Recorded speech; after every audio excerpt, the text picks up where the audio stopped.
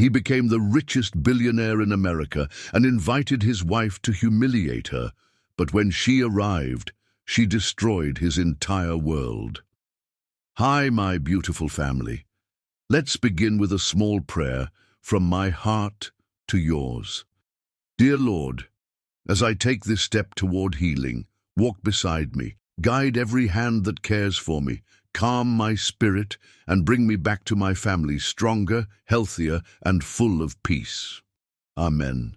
This is your Mr. Peter speaking to the family I love so deeply. I'll be away for just 2 to 3 days, traveling to New York for a medical checkup. But don't worry, I'll be back in 3 days by God's grace, smiling and ready to pour my soul into every word for you again. I know some of you may feel a little disappointed not hearing my voice today. I understand that truly, but please, my beautiful family, don't leave the story just because of this long message. It's a humble request. Many of our new beautiful family members sometimes skip or leave when they see the introduction. You can skip the intro if you wish, but stay for the story. And if something in the story touches your heart, you're always welcome to share your thoughts in the comments. I read them with love.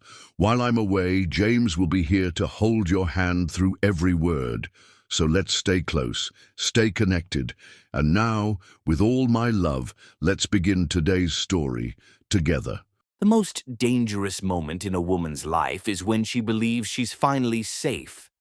Alyssa Robinson pressed her hand against her swollen belly, remembering when Dan used to talk to their unborn baby every night, his hand warm on her stomach as he whispered about teaching him to play baseball or her to paint watercolors like her mother used to do. That Dan, the gentle man who'd courted her with handwritten letters and surprise picnics in Central Park, had died somewhere along the road to $30 billion. She just hadn't realized she was married to his ghost. Mrs. Robinson? Dr. Patricia Hayes frowned at the test results, her expression growing serious. Your blood pressure is dangerously elevated and combined with yesterday's bleeding episode. I'm admitting you for observation. This level of stress could trigger premature labor. Alyssa's hand instinctively moved to her belly. Admit me, but I feel fine now. Alyssa, you're exhibiting classic signs of severe psychological trauma. Has something happened at home? Any conflict with your husband? Before Alyssa could answer, her phone buzzed. Dan, finally returning her 17 missed calls. She stepped into the hospital corridor, clinging to hope that the man she'd married was still somewhere inside the billionaire he'd become. Jesus Christ, Alyssa, what now? His voice was ice-cold, irritated. I'm about to close the Morrison deal, $20 billion, and you're calling with another emergency. Dan, I'm at the hospital. I'm bleeding, and Dr. Hayes thinks... Bleeding? Again?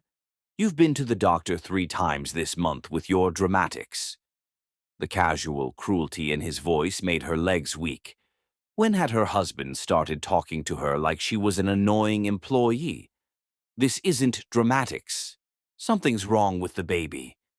There's nothing wrong except your constant need for attention. Handle whatever this is yourself. I'm not leaving a $1 billion negotiation because you're having anxiety attacks. Dan, please, I'm scared. The baby will be fine, Alyssa. You're just being hysterical like you always are when you want to disrupt my work. The line went dead, leaving Alyssa staring at her phone in the sterile hospital hallway, finally understanding that she was completely alone in this pregnancy. She drove home in a daze, every traffic light feeling like an eternity, her mind replaying 7 years of marriage and wondering when exactly her husband had stopped loving her. Was it when his first billion made him believe he was untouchable? When Forbes put him on their cover? When powerful people started treating him like a god? When she finally reached their Park Avenue penthouse, 15,000 square feet of marble and crystal that had never felt like home, she could hear laughter echoing from the living room. Dan's voice and a woman's. Alyssa's heart stopped.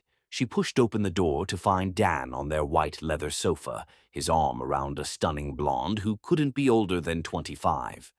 The woman was wearing Alyssa's favorite red dress, the one Dan had bought her for their 5th anniversary, the one she'd worn to the charity gala where he'd told everyone how lucky he was to have such a supportive wife.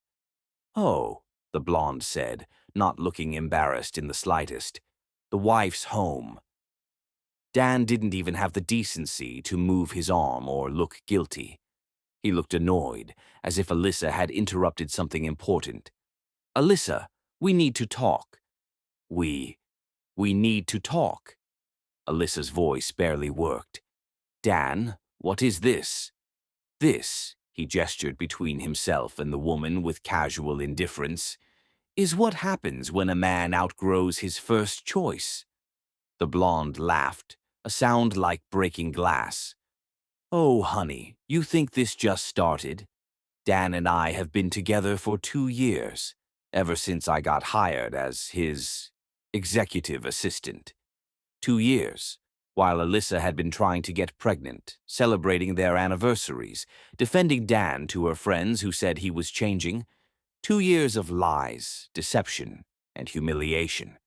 Did you really think," Dan stood up, straightening his $5,000 tie with the casual arrogance of a man who'd never faced consequences, "that I married you for love?" The question hit Alyssa like a physical blow. "My grandfather's will required me to have a respectable wife to inherit the Robinson fortune.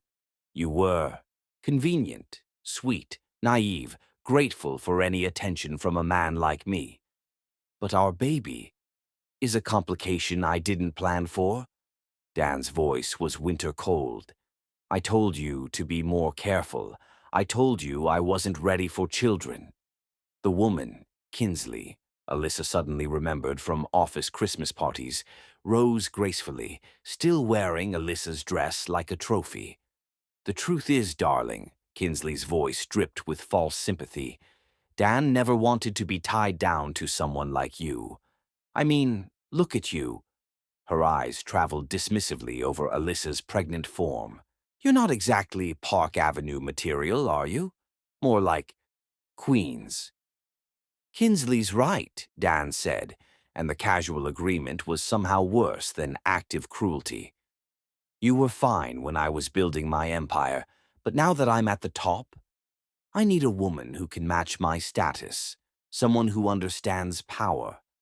Alyssa felt the baby kick hard, as if responding to her racing heartbeat, her spiking blood pressure, her body's fight-or-flight response to psychological trauma. "You're telling me this while I'm 7 months pregnant with your child? About that?" Dan reached into his jacket and pulled out an envelope, extending it toward her with the same casual indifference he'd show a waiter presenting a check. "Divorce papers, already filed. I've been generous. You get the apartment in Queens and $50,000. That's more than someone like you deserves." "Someone like me?" Alyssa whispered, the words barely audible. "Let's be honest, Alyssa. You're a secretary from Brooklyn who got lucky. I'm Daniel Robinson. My family built half of Manhattan. Did you really think this was forever?" Kinsley moved to Dan's side, fitting perfectly against him like she belonged there, like she'd been there all along. "The thing is, sweetie," Kinsley continued with practiced cruelty, "Dan told me all about your little episodes. The crying, the neediness, the way you cling to him at social events because you don't know how to talk to important people. That's not—" "And now," Dan interrupted, his voice carrying the cold finality of a business decision, "you're trying to trap me with a baby. Well, here's some free advice from someone who understands how the real world works. Cut your losses." "Cut my losses?" Alyssa could barely breathe. "Get rid of it," Dan said flatly, the words hitting Alyssa like physical blows. "The pregnancy. It's still early enough for medical intervention, and honestly, it would save us all a lot of trouble." The room spun. Her husband, the man who'd once cried when she'd had a miscarriage 3 years earlier, was telling her to abort their baby like it was a business problem to be solved. You want me to... Our baby. I want you to be practical. What kind of life could you give a child? You'll be a single mother working minimum wage jobs. I'll fight for custody and win because I can afford better lawyers. Do you really want to put a child through that? Kinsley examined her manicured nails with bored interest. Plus, honey, let's be real. Dan doesn't want damaged goods. A baby would just remind him of his mistake. His mistake? Alyssa looked at the man she'd loved for 7 years, searching for any trace of the person who used to bring her coffee in bed, who used to call her his beautiful girl, who used to trace her face with his fingertips and tell her she was the best thing that had ever happened to him. You, Dan said simply, brutally. You were the mistake. I was young, stupid, thought I needed someone sweet and simple, but I've evolved. Men like me don't stay with women like you. Suddenly, Alyssa felt a sharp pain knife through her abdomen. She gasped, doubling over, one hand clutching her belly, the other reaching for the wall to steady herself. Oh, please, Kinsley rolled her eyes with theatrical disgust. More drama. Alyssa, Dan's voice held no concern, only irritation. Don't start with the theatrics. I'm not. Another wave of pain crashed through her, sharper this time, accompanied by a wetness that made her blood freeze. Something's wrong with the baby. She looked up at Dan, begging with her eyes for the man she married to appear, to remember that she was carrying his child, to feel something, anything human. Instead, he checked his Rolex. I have a dinner meeting with Japanese investors, he said matter-of-factly. Kinsley, are you ready? Dan, Alyssa whispered, pain radiating through her body. I need to get to the hospital. So go. You drove yourself here, didn't you? But what if what, Alyssa? What if something happens? What if you lose the baby? Dan shrugged with chilling indifference. Like I said, it might save us all some trouble. Kinsley laughed, actually laughed, at his wife's medical emergency. Oh, Dan, you're terrible. I love it. They walked past Alyssa toward the door, stepping around her crumpled form like she was an inconvenient piece of furniture. Dan paused for a moment, looking down at his wife, his pregnant wife who was clearly in distress, and Alyssa held her breath, hoping for mercy, for love, for anything human. By the way, he said conversationally, I've frozen all the joint accounts. You have until tomorrow morning to pack your things and get out. Security will escort you if necessary. Dan, please. It's Mr. Robinson to you now. You're no longer family. The door closed behind them with a final, echoing click that sounded like a coffin lid slamming shut. Alyssa stood alone in the penthouse that had been her home for 7 years, one hand pressed against her belly where their child was fighting to survive, the other clutching divorce papers that reduced 7 years of her life to $50,000, and a queen's apartment she'd never seen. Outside, rain began to fall against the floor-to-ceiling windows of the penthouse that would never feel like home again. Alyssa realized she was completely alone in a 5,000-square-foot monument to a love that had never really existed. The man she'd loved, the man whose child she carried, had just told her he hoped their baby would die, and felt no shame about it. That was the moment Alyssa Robinson learned what real hatred felt like, pure and cold and clarifying. That was also the moment she realized that Daniel Robinson had made the worst mistake of his life, because he'd just declared war on a woman who had nothing left to lose and a child's life to fight for. She didn't know how yet, but somehow, someday, he would pay for every cruel word, every heartless moment, every prayer that their innocent baby wouldn't survive. She just had to make sure she and her baby survived first. And then, the real work could begin. Chapter 2. The Disappeared Queen. They say the dead can't hurt you, but they never met a woman who'd been buried alive by the man she loved. 5 years later, Daniel Robinson stood at the floor-to-ceiling windows of his corner office on the 52nd floor, surveying Manhattan like the emperor he believed himself to be. Forbes had just named him America's richest man, worth $38 billion, and the Wall Street Journal crowned him the most feared dealmaker in corporate America. What Dan didn't know was that his meteoric rise had been carefully orchestrated by a ghost. Every competitor who'd mysteriously collapsed, every deal that had fallen perfectly into his lap, every lucky break that had catapulted him to the top, all of it had been the work of A.T. Turner, the phantom mogul who'd been reshaping American business from the shadows. Dan assumed he was just that brilliant. He was catastrophically wrong. "Mr. Robinson," his assistant's voice interrupted his self-congratulation. "Your mother is on line 1. She sounds distressed." Dan sighed, recognizing the monthly ritual of guilt and grief. "Put her through." "Danny." Eleanor Robinson's voice carried the weight of 5 years of manufactured mourning. "I went to the cemetery today, to where we buried the empty coffin." Dan's jaw tightened.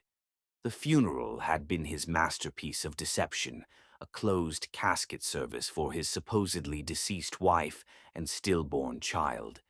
He'd even hired actors to play grief-stricken hospital staff who'd tried everything to save them.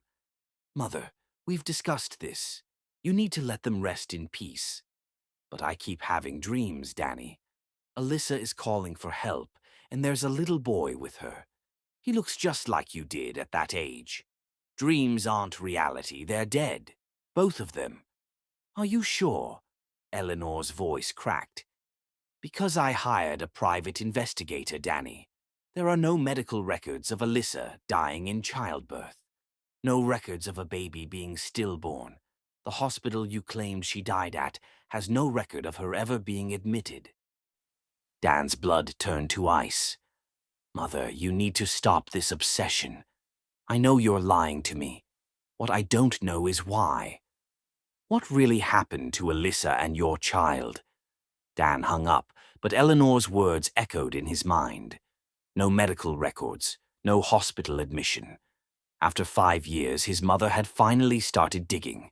He pushed the thought away and returned to his real obsession, a T. Turner. For 3 years, Turner Global had been the invisible hand guiding American business. The company appeared overnight and grew with supernatural speed, now worth $18 billion and climbing.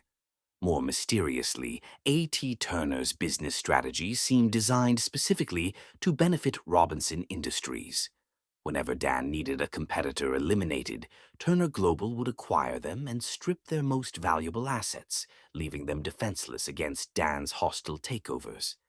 When Dan needed government contracts, Turner Global would mysteriously discover irregularities in rival bids, clearing Dan's path to victory.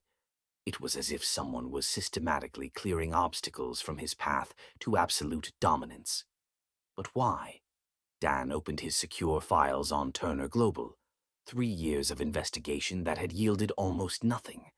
The company was a maze of shell corporations and international holdings. A T. Turner had never appeared publicly, never given interviews, never left a digital fingerprint. But there were patterns, disturbing patterns. Turner Global's first acquisition, Brooklyn Methodist Hospital, the same hospital where Alyssa had volunteered during their marriage. Second acquisition, New Beginnings Legal Aid, specializing in domestic violence cases. Third, the Emma Goldman Scholarship Fund for single mothers pursuing graduate degrees. Every early investment was connected to women, children, or healthcare. Every acquisition felt personal. Dan's hands trembled as he opened a new search. A. Turner Stanford Business School 2020. The results made his world tilt off its axis. Local woman overcomes tragedy to excel at Stanford. New York Times, September 2020. A. Turner, whose identity is being protected for privacy reasons, is a single mother whose husband abandoned her during pregnancy. Despite facing homelessness and medical complications during childbirth, Turner has excelled in Stanford's MBA program and been offered positions at several major consulting firms. "I want to build something that protects other women from what I went through," Turner said in a rare interview.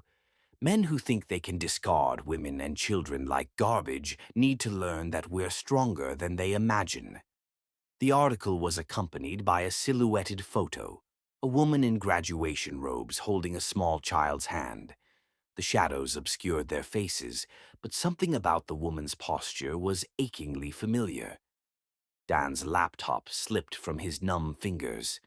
A Turner, Stanford MBA, single mother abandoned during pregnancy, timing that perfectly matched Alyssa's disappearance. With shaking hands, Dan pulled up Turner Global's complete acquisition history. What he found was a masterpiece of strategic revenge disguised as business brilliance. Year 1. Turner Global acquired failing companies in healthcare, legal aid, and social services, building a network of support systems for abandoned women and children. Year 2. They began targeting companies that competed directly with Robinson Industries, but instead of destroying them, Turner Global would strip away their most valuable assets and then mysteriously go bankrupt, leaving those assets available for Dan to acquire at pennies on the dollar. Year 3. Turner Global pivoted to major acquisitions, but every single purchase somehow benefited Robinson Industries.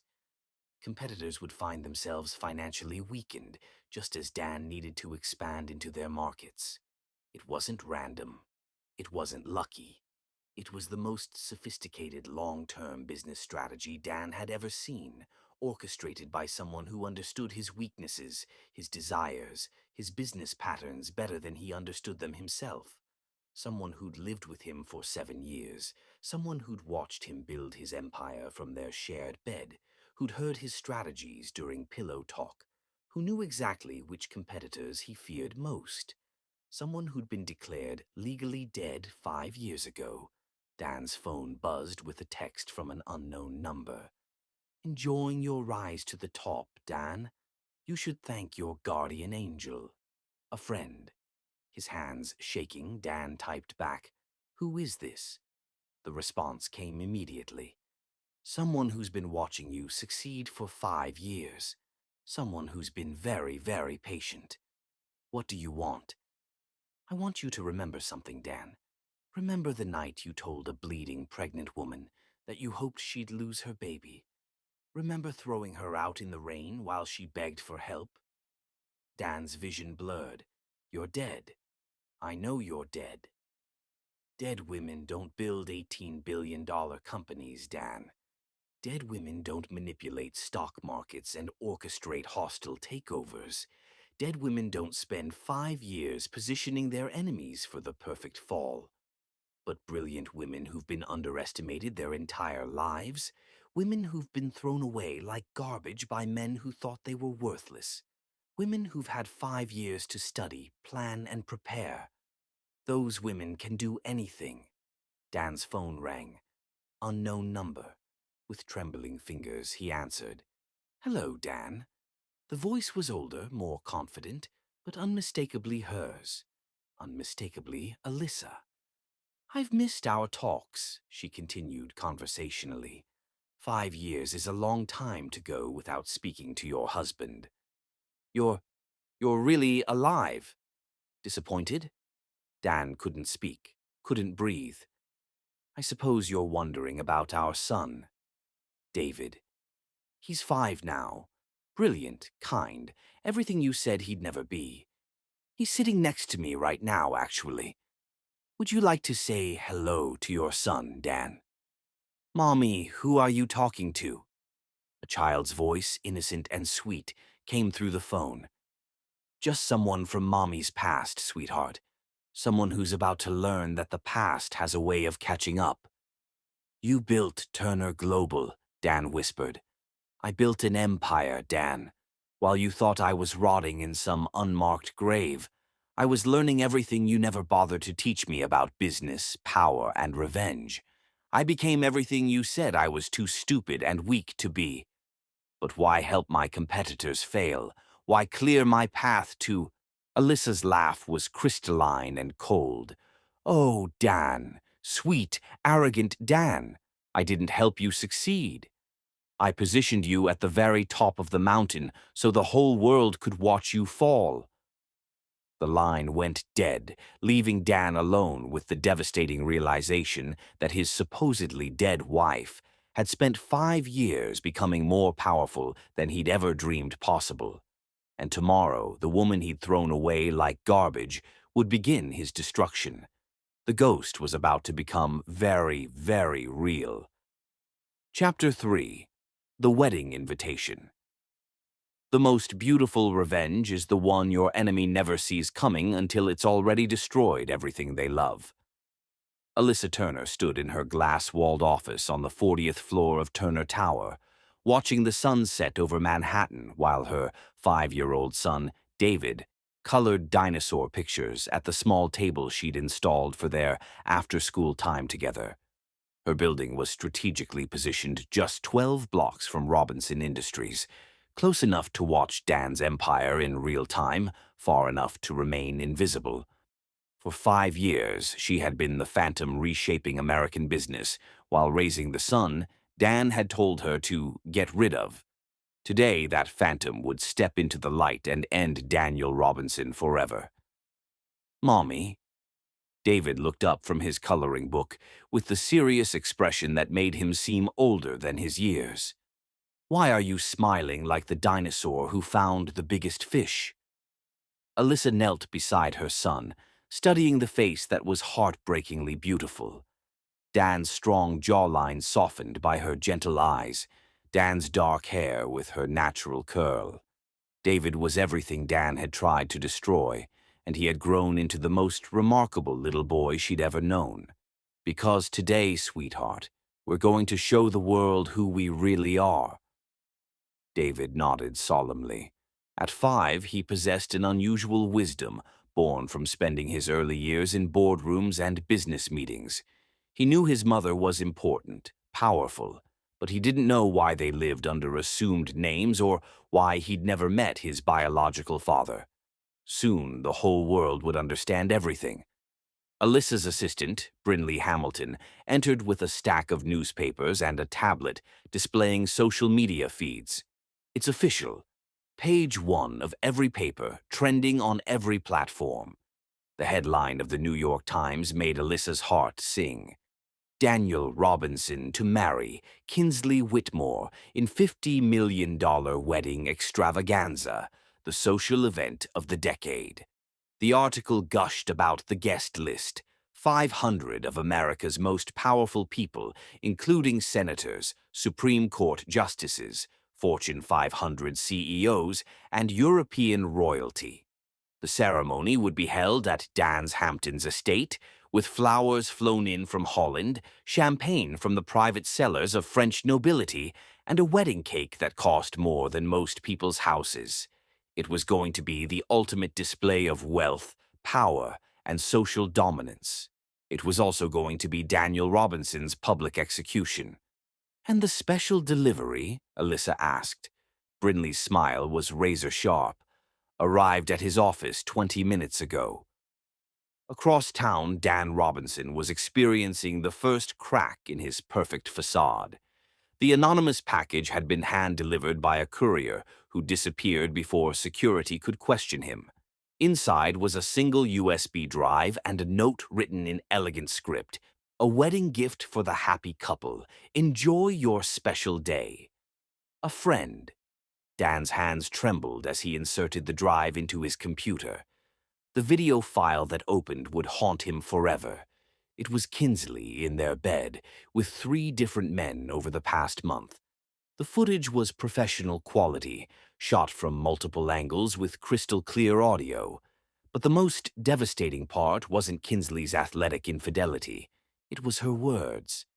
"Dan's such a pathetic fool," she laughed to one lover, a man Dan recognized as his own business rival. "He actually thinks I love him. This is all about the money, obviously. Once I'm Mrs. Robinson, I'll take half of everything and disappear." "What about his first wife?" the man asked, lighting a cigarette in Dan's own bedroom. "The dead one?" "Please. He told me he threw her out while she was pregnant and hoped she'd die in childbirth. Can you imagine being married to such a monster? I'm doing the world a favor by bleeding him dry before someone else has to deal with him." Dan's vision blurred as the video continued, showing Kinsley with his lawyer, his accountant, even his personal trainer, all of them laughing about his naivety, his desperation to be loved, his willingness to believe that a 25-year-old model could genuinely care for a man 30 years her senior. The final clip was the worst. Kinsley on the phone with someone discussing exit strategies and asset protection while lounging in the bathtub Dan had had custom installed for her birthday. The prenup is ironclad, but there are ways around it. Emotional abuse, isolation tactics, maybe even claims about threats. Rich men always have dirty secrets. I just need to document enough to make divorce court profitable. The video ended with a text overlay. Some women marry for love, others marry for revenge. Which kind do you think you chose? Your guardian angel. Dan stared at the black screen, his $50 million wedding, scheduled for tomorrow, crumbling around him as he realized his fiancée was a professional con artist who'd been documenting his behavior for months. But the real nightmare was just beginning. Within hours, Dan's office was swarming with reporters who'd somehow obtained copies of the video. They shouted questions that made his blood run cold. "Mr. Robinson, is it true you told your pregnant wife you hoped she would die? Can you comment on the rumors that you've been under federal investigation? What's your response to allegations of domestic violence during your first marriage?" No comment, Dan repeated like a broken record, but the damage was spreading like wildfire across social media. Someone had leaked not just the video, but documentation of his first marriage that painted him as a monster. Hospital records showing Alyssa's injuries, security footage of Dan having her escorted from their home while she was bleeding, financial records proving he'd frozen her accounts while she was in emergency surgery. His phone buzzed with cancellations that felt like physical blows. The florist. "Mr. Robinson, I'm terribly sorry, but there's been a fire at our facility. Your $200,000 flower arrangements are gone." The caterer. "Sir, our entire staff has come down with food poisoning. We can't possibly serve 500 guests tomorrow." The string quartet. "Mr. Robinson, we've received some disturbing information about your character. We can't in good conscience perform at your wedding." One by one, every vendor canceled. The photographer cited equipment failure. The wedding cake designer claimed supply chain issues. Even the tent rental company suddenly had scheduling conflicts. But Alyssa's cruelest touch came at 8 p.m. when all 500 wedding guests received identical anonymous emails containing the hospital security footage. Dan shoving his 7 months pregnant wife, Dan refusing to help her during a medical emergency, Dan having her dragged from their home by security guards while she begged for mercy. The subject line read, "Tomorrow's groom, hero or monster. You decide." The email included a detailed timeline: Dan's affair with his assistant for 2 years of his marriage, his abandonment of his pregnant wife during a medical emergency, his lies to family and friends about her death to avoid embarrassment, FBI documentation of his systematic fraud and tax evasion. By midnight, Dan's guest list had evaporated. Senators sent regrets, citing scheduling conflicts. CEOs withdrew due to family emergencies. Even his own board members found sudden reasons to avoid association with him. The few remaining guests received one final email at 2 a.m. "For those still planning to attend tomorrow's ceremony, please know that you will be witnessing not a wedding but a reckoning. The bride is a fraud, the groom is a felon, and the marriage is a sham. But justice has a way of crashing even the most exclusive parties. Someone who knows the truth. Dan didn't sleep. He paced his penthouse, watching his perfect life disintegrate in real time through news coverage and social media feeds. By dawn, his wedding had become a global spectacle, not of wealth and power, but of public humiliation. The morning papers were brutal. Billionaire's bride revealed as con artist. The wedding that exposed a monster. How the 1% really lives. Cruelty, deception, and domestic violence. But the cruelest revelation came in a hand-delivered envelope that arrived with his morning coffee. Inside was a wedding invitation, but not one he'd sent. This one was elegant, expensive, and addressed to people Dan had never invited. Journalists, prosecutors, FBI agents, and every major CEO in the country. The invitation read, "You are cordially invited to witness the wedding of Daniel Robinson to Kinsley Whitmore, and the revelation of truths that will change everything you thought you knew about America's richest man." At the bottom, in elegant script, special guest appearance by the supposedly deceased Mrs. Eliza Robinson and the son Mr. Robinson tried to eliminate. The invitation included a program for the ceremony, 2 p.m. processional music, 2:15 p.m. opening remarks, 2:30 p.m. exchange of vows, if the groom isn't under arrest, 2:45 p.m. presentation of evidence, 3 p.m. federal indictments, 3:15 p.m. reception, dress code, orange jumpsuits optional. Dan's phone exploded with calls, his mother crying and confused about references to a living daughter-in-law and grandson, his board of directors demanding emergency meetings, government officials asking about tax investigations that had suddenly materialized, competitors gleefully anticipating his downfall. But the final, devastating touch came as a personal note, delivered by hand and written in Alyssa's familiar script. Dan, 5 years ago you told me I was never enough for a man like you. Tomorrow you'll discover what a woman like me can do to a man like you. You threw away a family that loved you for a woman who was using you. You chose money over love, power over humanity, cruelty over kindness. Now you'll lose everything in front of everyone who matters. I didn't just survive your betrayal, Dan. I used it as fuel to become everything you said I could never be. While you were playing king, I was building an empire. While you were destroying lives, I was saving them. While you were forgetting how to be human, I was raising our son to be everything you're not. Tomorrow the world will meet David, the child you wanted dead, who grew into the kind of person you never had the strength to be. They'll see what love can build from the ashes of your cruelty. See you at the altar, the wife you buried alive and the son who survived your hatred. Dan Robinson, who had built an empire on ruthless calculation, realized he had made a fatal miscalculation 5 years ago. He hadn't just thrown away his wife and child, he had created his own destroyer.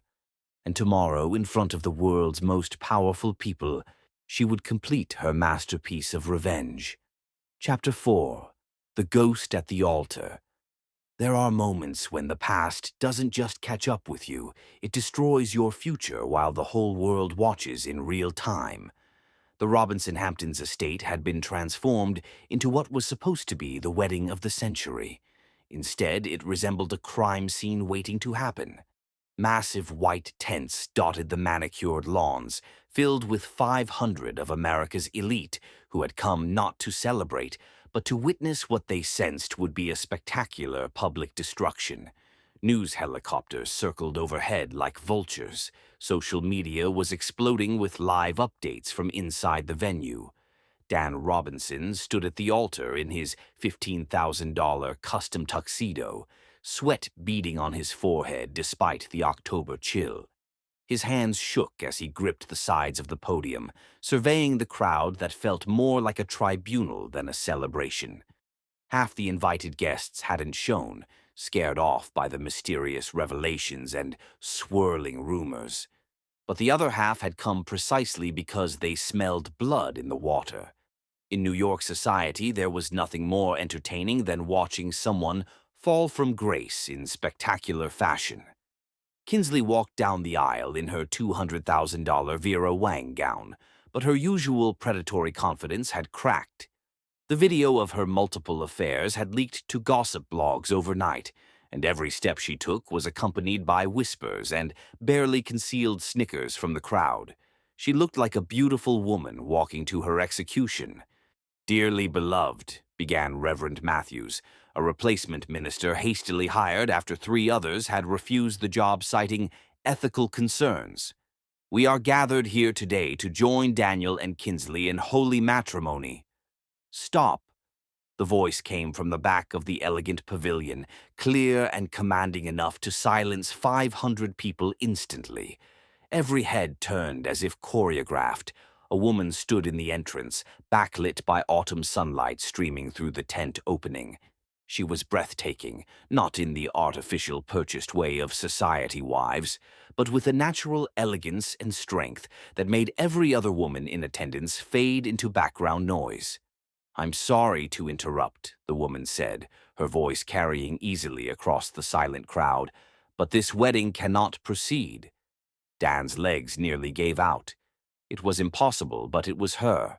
Older, poised, radiating a confidence and power he'd never seen in her before, but unmistakably Alyssa. And beside her, holding her hand with perfect trust, stood a small boy who looked exactly like Dan had at that age. Who are you?" Kinsley stammered, though something in her face suggested she already knew exactly who this woman was. "I'm Special Agent Alyssa Turner, FBI Financial Crimes Division," she replied, walking slowly down the aisle with her son's hand in hers, her heels clicking against the temporary wooden flooring like a countdown timer. "Also known as Mrs. Daniel Robinson, his first wife." The crowd erupted. Gasps rippled through the assembled elite like a shockwave. Phones appeared instantly, cameras flashed, live streams began. This was already the most scandalous event in New York social history, and it was just beginning. "That's impossible," Dan found his voice, though it cracked like a teenager's. "You're dead. You died 5 years ago in childbirth." Alyssa smiled, and it was the most terrifying expression Dan had ever seen. Beautiful, cold, and absolutely certain of victory. "Did I, Dan? Or is that just what you told everyone because it was easier than admitting you threw out your pregnant wife like garbage?" She reached into her purse with practiced calm and pulled out her federal badge, holding it up for the crowd to see. "Ladies and gentlemen, I'm here in an official capacity. Mr. Robinson, you are under arrest for embezzlement, money laundering, tax evasion, securities fraud, and racketeering." The world stopped spinning. Dan stared at the badge, his mind refusing to process what he was seeing. "FBI? You? What? This is impossible. Daniel Robinson." Alyssa's voice took on the official tone of federal law enforcement, echoing through the silent tent. "You have the right to remain silent. Anything you say can and will be used against you in a court of law." "This is insane." Dan backed away from her, stumbling slightly. "You can't be FBI. You're my wife. You died." "I'm Agent Turner now, Dan. I've been investigating your criminal enterprise for the past 5 years. Every bribe you paid, every tax return you falsified, every competitor you illegally sabotaged, every crime you committed. I documented it all." FBI agents began emerging from the crowd like magic tricks in reverse. They had been disguised as wedding guests, photographers, caterers, even musicians. The elaborate setup was breathtaking in its scope and planning. "This whole thing was a setup," someone in the crowd whispered, and the murmur spread like wildfire. "The marriage was my deep cover," Alyssa continued conversationally, her voice carrying to every corner of the tent as agents moved to flank Dan. When you threw me out 5 years ago, pregnant and bleeding, I didn't just disappear. I went straight to the FBI with evidence of your crimes. But Turner Global, your business empire, is an FBI front company, Dan. Every acquisition, every business deal, every mysterious success was carefully orchestrated to give you enough rope to hang yourself. We needed you to get sloppy, arrogant, overconfident. And you did, spectacularly. Kinsley's face had gone white as printer paper. You mean, the whole time I was working for us? Oh, yes. Agent Kinsley Whitmore, FBI Financial Crimes Division. Every conversation you had with Dan, every intimate moment, every detail about his illegal activities, all recorded for federal prosecutors. The crowd was in chaos. Some guests were streaming toward exits, others were pushing forward to see better. Camera phones captured every moment of Dan's public humiliation, while news helicopters circled overhead, broadcasting his downfall live to millions of viewers. Wait, Dan's voice was barely a whisper. Kinsley, you're FBI too. Agent Braxton Whitfield stepped forward, Dan's supposed best friend, now wearing an FBI windbreaker and looking like he'd been waiting 5 years for this moment. 10-year veteran, Dan.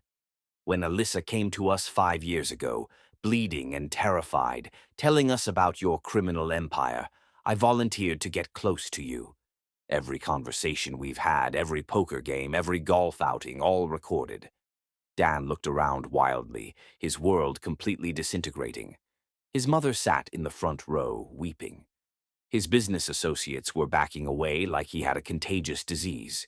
Kinsley was conferring with federal prosecutors. "This is my son," Alyssa said, lifting David up so he could see over the crowd of adults. "David Turner. The baby you told me to get rid of 5 years ago." She knelt to David's level, keeping her voice gentle despite the surrounding chaos. "David, can you say hello to all the nice people?" David waved with the innocent friendliness of a child who had been raised with love and confidence. "Hi, everyone. My mommy is really good at catching bad people." The crowd's collective gasp at the child's innocence was audible. This wasn't just a business scandal anymore.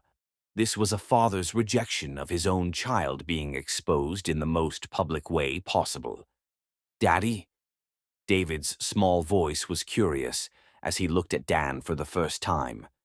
"Are you the man who made Mommy cry when I was in her tummy?" The crowd fell silent, waiting for Dan's response to his son's innocent question. "Yes, sweetheart," Alyssa said gently when Dan couldn't speak. "That's him."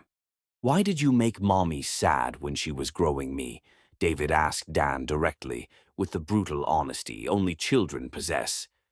Dan's throat closed. He couldn't explain corporate fraud and tax evasion to a kindergartner, but a child's moral universe was simple. You don't hurt pregnant mommies. "He was confused, baby," Alyssa said diplomatically. "Sometimes grown-ups make very bad choices."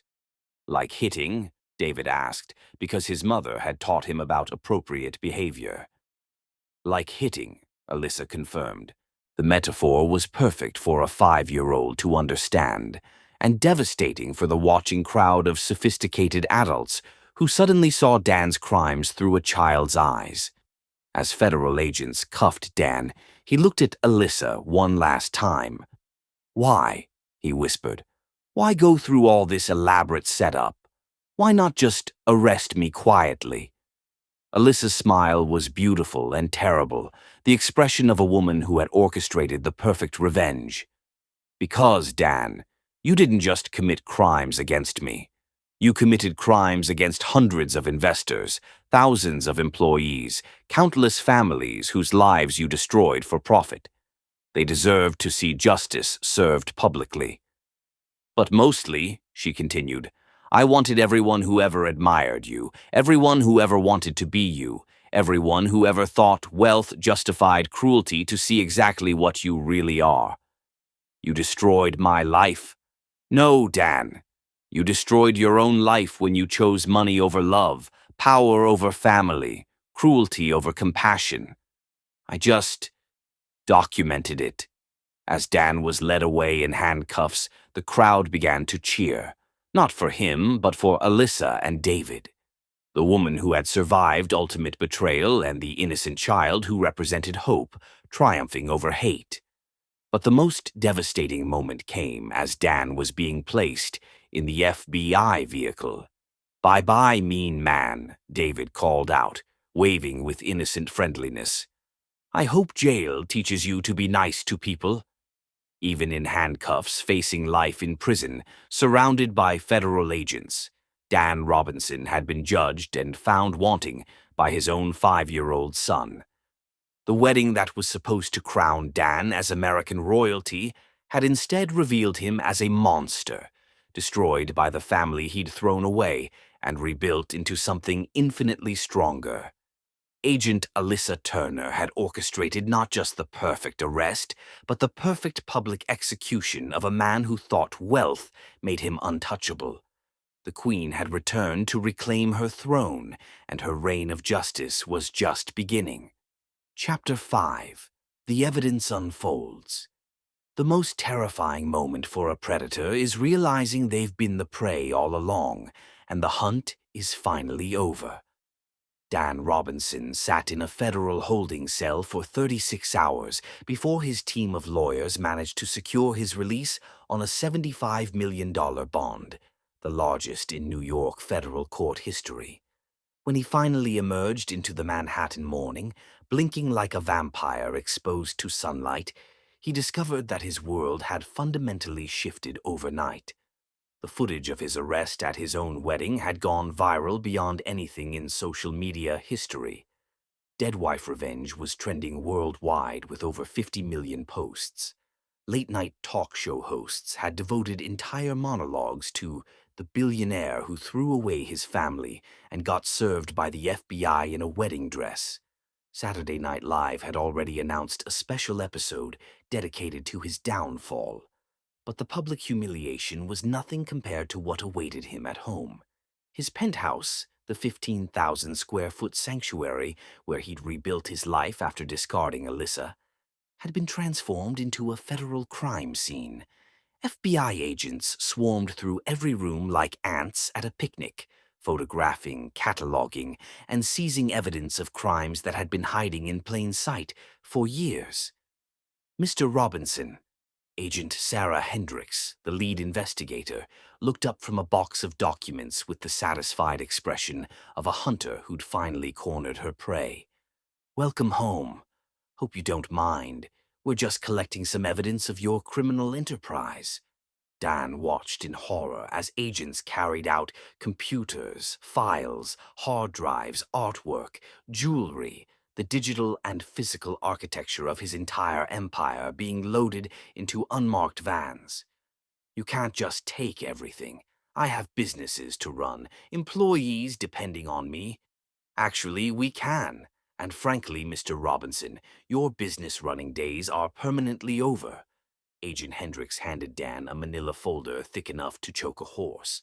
"Federal asset seizure order signed this morning by Judge Harrison. Every company, every account, every property, every asset connected to your criminal enterprise has been frozen pending forfeiture proceedings." Dan's hands shook as he read the document. Robinson Industries, his life's work, his investment portfolio worth $8 billion, his homes in the Hamptons, Aspen, and Monaco, his yacht, his private jet, his art collection worth $300 million, his Swiss bank accounts, his cryptocurrency holdings, even his vintage car collection. Everything was gone, frozen, seized, or under federal control. "This is impossible. I had the best accountants, the most expensive lawyers, the most sophisticated financial advisors. You had criminals, Mr. Robinson, and Agent Turner had 5 years to document every single transaction, every bribe, every falsified record. Your best accountants have been cooperating with us for 3 years." The revelation hit Dan like a sledgehammer to the chest. "What? Did you really think Agent Turner spent 5 years building a business empire just to arrest you at your wedding?" This operation involved 47 federal agents, forensic accountants, financial analysts, undercover operatives, and legal experts. Turner Global wasn't just a front company, it was the most sophisticated financial crimes investigation in FBI history. Agent Hendricks opened her laptop and showed Dan a video feed from what appeared to be a federal briefing room. It was Alyssa, Agent Turner, addressing dozens of agents, prosecutors, and financial experts, all focused on massive evidence boards that mapped out his entire criminal network. For 5 years, Alyssa's voice came through the laptop speakers with professional authority. Daniel Robinson believed he was untouchable because of his wealth and political connections. He built his empire on systematic fraud, bribery, and tax evasion, thinking his money made him above the law. The camera panned across the briefing room, revealing charts, graphs, financial analyses, and evidence boards that looked like something from a Pentagon war room. The scope was breathtaking. 5 years of documentation, thousands of hours of surveillance, millions of documents cataloged and cross-referenced. Today we prove that no one, no matter how rich, how connected, or how powerful, can escape justice in America. Dan stared at the screen, watching his life's work being dissected by federal experts like a biology class frog. She's been building a case against me since the night I threw her out. Actually, she'd been documenting your criminal activities for 2 years before that. Agent Turner approached us during your marriage, when she first discovered your offshore accounts and money laundering operations. She was planning to leave you quietly, but then she got pregnant and everything changed. Agent Hendricks closed the laptop with a snap. When you threw out your pregnant wife and told her to get rid of your child, you didn't just commit domestic abuse, Mr. Robinson. You threatened the life of a federal informant and her unborn child. That made it personal for every agent in this office. Dan sank into his leather chair, one of the few pieces of furniture not being photographed or seized. She played me. For 5 years, she played me perfectly. She survived you, Mr. Robinson, and she made sure you could never hurt anyone else the way you hurt her.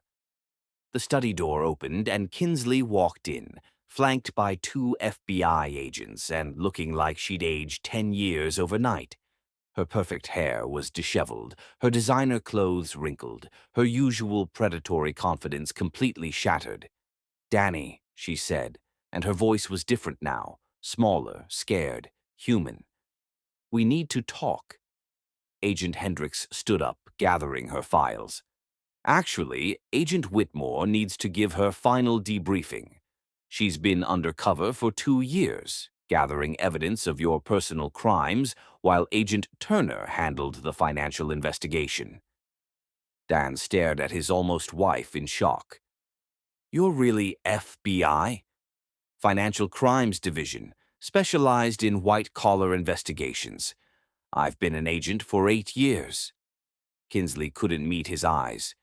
"When Agent Turner needed someone to get close to you, to document your personal criminal activities and psychological patterns, I volunteered. But you loved me. We were getting married." Kinsley's laugh was bitter, exhausted. "I'm a trained undercover operative, Dan. Creating false emotional connections is part of the job.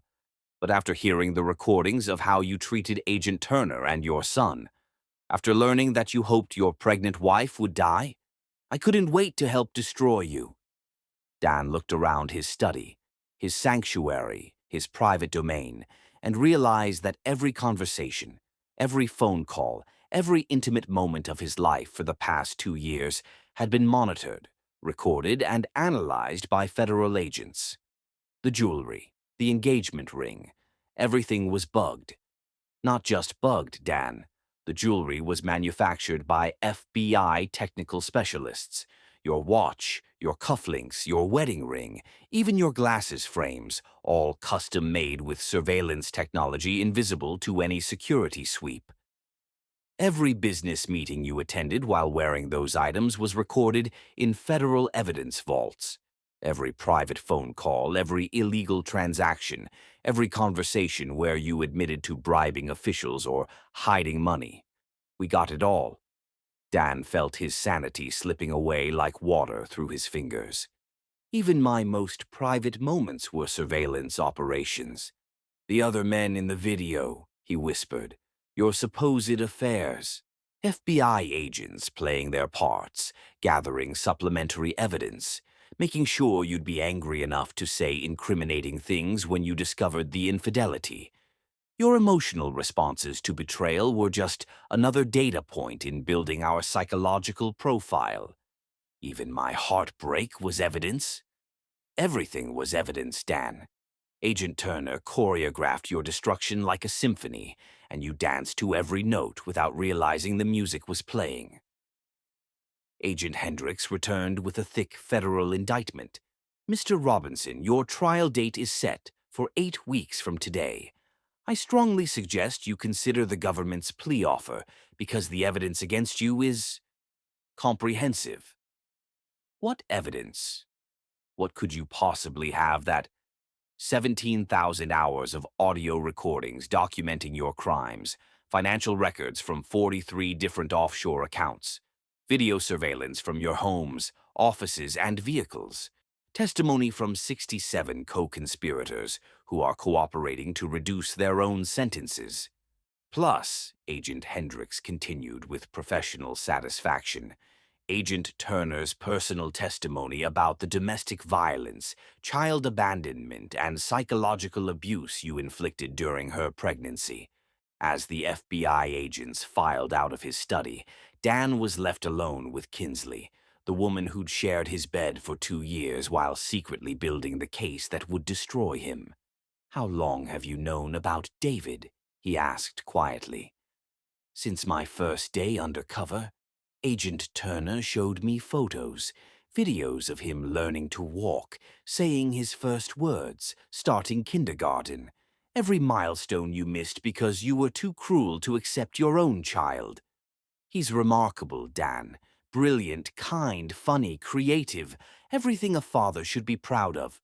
And he's been raised by a mother who never spoke ill of you, even though you tried to kill them both." Dan closed his eyes, feeling the weight of his perfect, devastating defeat. What happens now? Now you face the consequences of every choice you made, every crime you committed, every person you hurt, every bridge you burned. It all comes due. Dan's phone buzzed with an incoming call. Unknown number, but somehow he knew who it was. "Hello, Dan." Alyssa's voice was calm, almost gentle. "How?" he whispered into the phone. "How did you become this? Pain, Dan. The kind of pain you inflicted when you threw away a pregnant woman and unborn child teaches you exactly how strong you really are."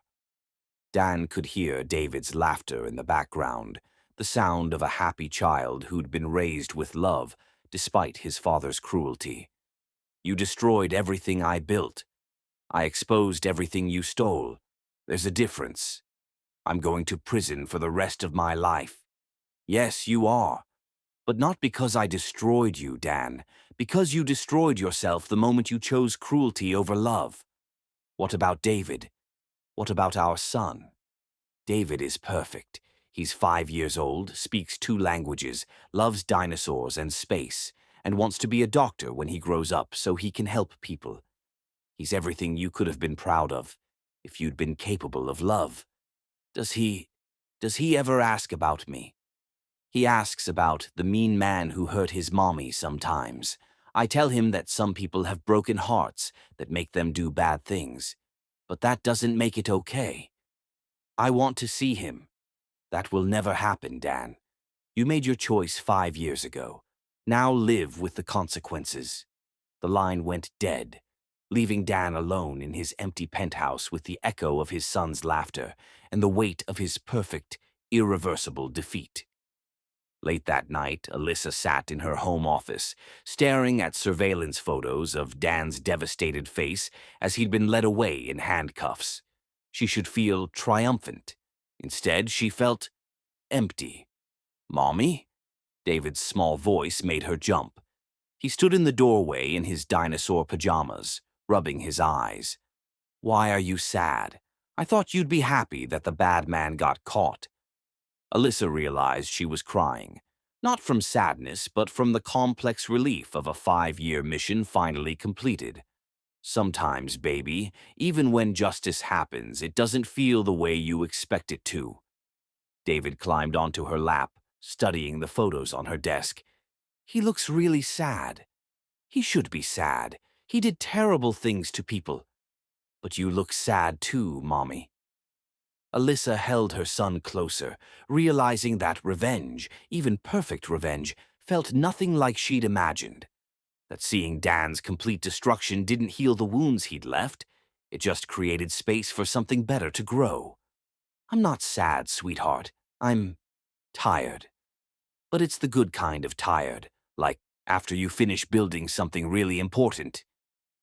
"What did you build, Mommy?" "Justice, baby. I built justice." And for the first time in 5 years, Alyssa Turner Robinson felt truly free. Chapter 6. The Sun's First Strike. Sometimes the most devastating blow comes from the smallest, most innocent voice telling the truth the whole world needs to hear.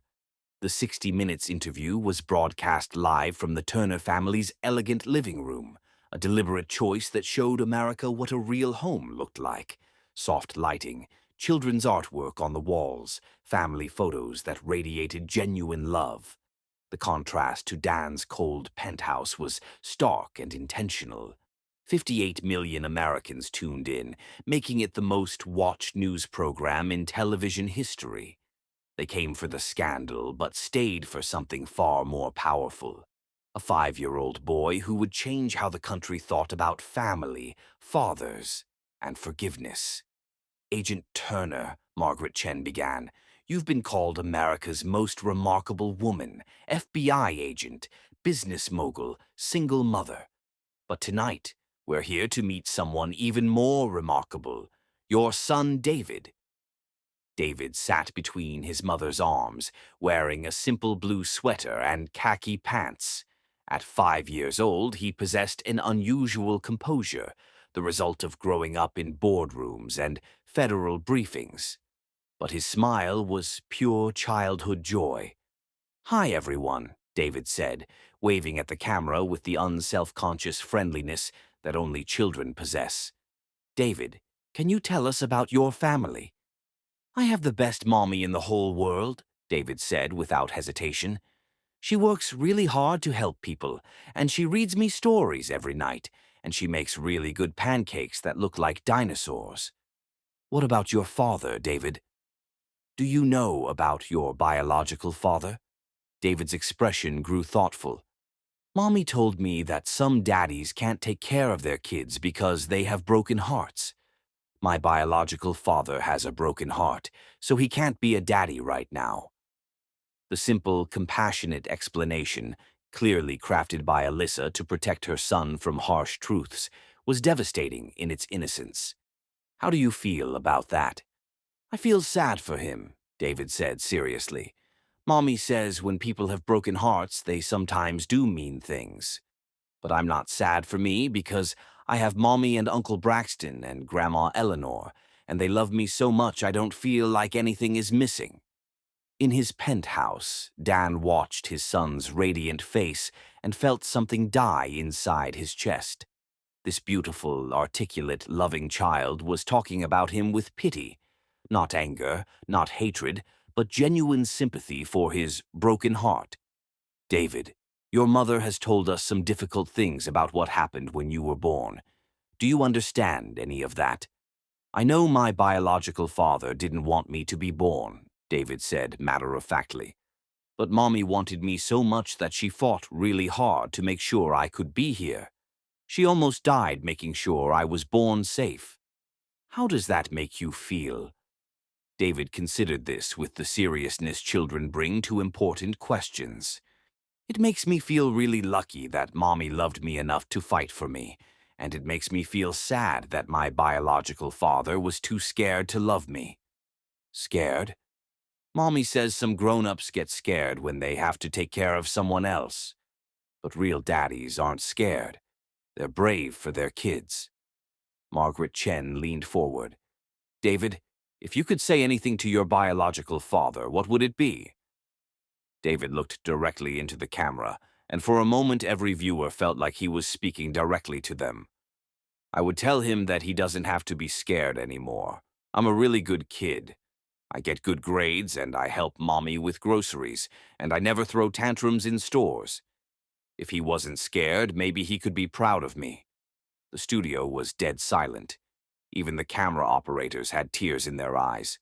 I would also tell him, David continued, that it's okay that he couldn't be my daddy, because Uncle Braxton teaches me to play baseball, and Grandma Eleanor makes me cookies, and Mommy loves me enough for 100 parents. And I would tell him that I hope his broken heart gets better someday, because being mean to people just makes hearts more broken. Dan's phone began ringing immediately, reporters, lawyers, former associates, but he ignored it all, transfixed by his son's innocent wisdom. David, Margaret asked gently, is there anything else you want people to know? I want other kids who have broken-heart parents to know that it's not their fault. Kids don't break parents' hearts. Parents break their own hearts by forgetting how to love. And I want to say thank you to all the nice people who sent me letters after Mommy arrested the bad people. You made me feel really special. The interview concluded with footage of David and Alyssa at the Central Park Zoo, feeding ducks and laughing together. The message was clear. This was what healing looked like. This was what love could build from the ashes of cruelty. But the real devastation came in the aftermath.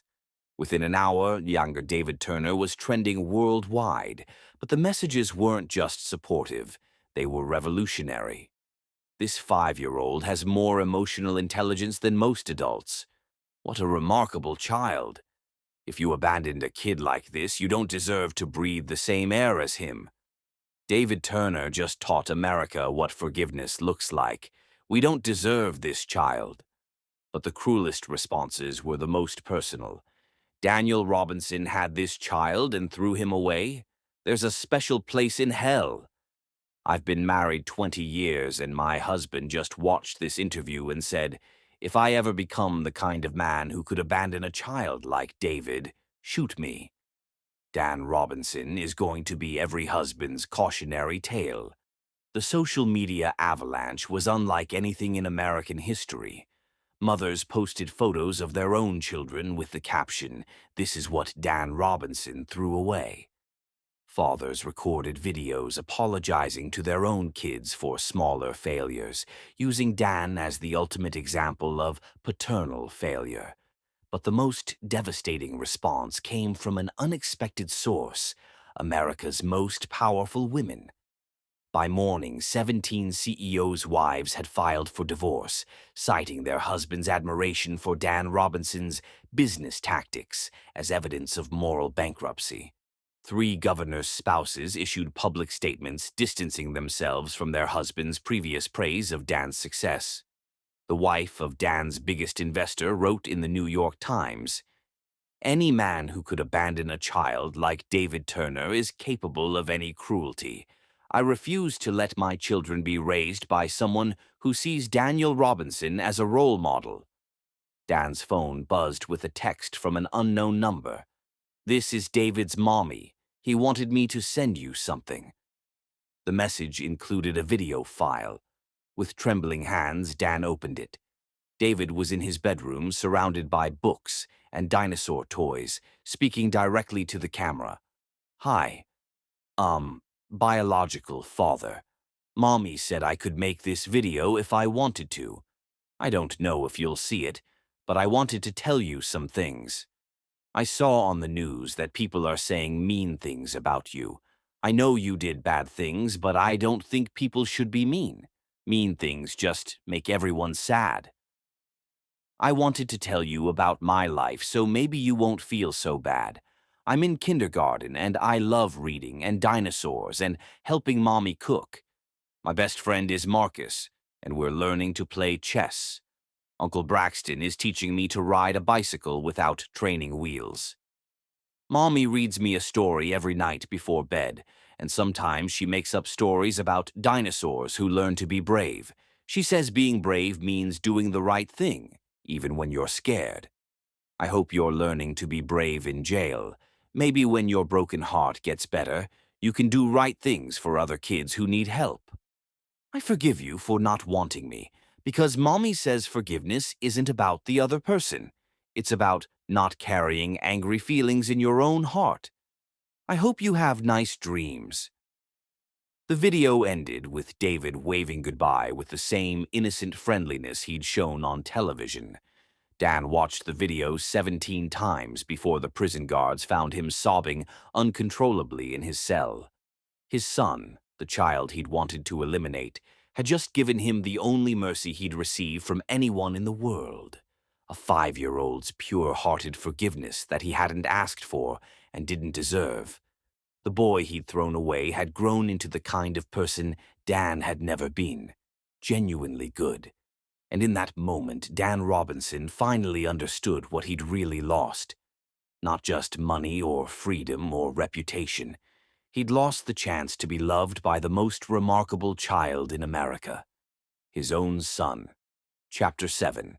The Empire Strikes Back. Desperation makes dangerous men do stupid things, and stupid things create the evidence that destroys them forever.